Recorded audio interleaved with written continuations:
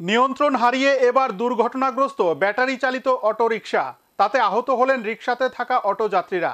ঘটনা উদয়পুর শালগড়া এলাকায়। দুর্ঘটনার খবর পেয়ে দমকল বাহিনীর কর্মীরা দ্রুত ঘটনাস্থলে ছুটে গিয়ে আহতদের উদ্ধার করে হাসপাতালে নিয়ে যায়।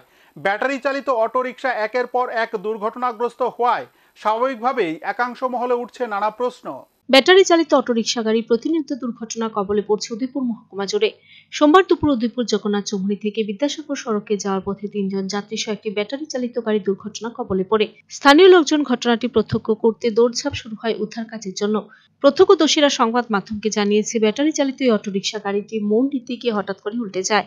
সাথে সাথে সড়কের ধারে থাকা একটি গাছের মধ্যে গিয়ে দাঁড়িয়ে পড়ে। পরবর্তী সময় অগ্নি নির্বাপক দপ্তরে দুর্ঘটনা খবর দেওয়া হলে দমকল কর্মীরা দ্রুত ঘটনাস্থলে ছুটে আসে একটি ইঞ্জিন নিয়ে।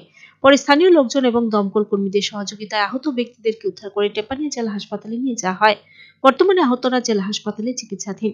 কিন্তু যেভাবে শহর ও গ্রামের মধ্যে এই ধরনের ব্যাটারি চালিত গাড়িগুলি দুর্ঘটনা কবলে পড়ছে, তাতে করে যাত্রী সুরক্ষা কতটুকু নিরাপত্তা রয়েছে এই ধরনের গাড়িগুলিতে, তা নিয়ে দেখা দিয়েছে প্রশ্ন। কিভাবে হয়েছে ঘটনাটা দেখছেন নি? কেমনে হয়েছে ঘটনাটা? কি শুনতে আসি বা বেগ গেরে না বলে আইয়া। আচ্ছা, কতজন আহত হয়েছে এখন পর্যন্ত? 3 জন আহত হয়েছে। কোন জায়গার ঘটনাটা? এটা তো হইলো আপনার উদয়পুরে কোন জায়গা?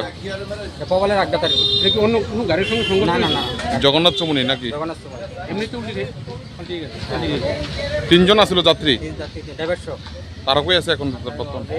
হাসপাতাল নিচে ফায়ার সার্ভিসে। আচ্ছা, কতক্ষণ আগের ঘটনা আছে? হ্যাঁ, কতক্ষণ হবে ঘটনাটা?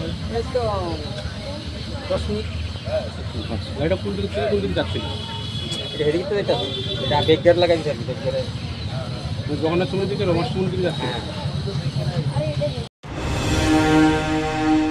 Video report, search India TNN।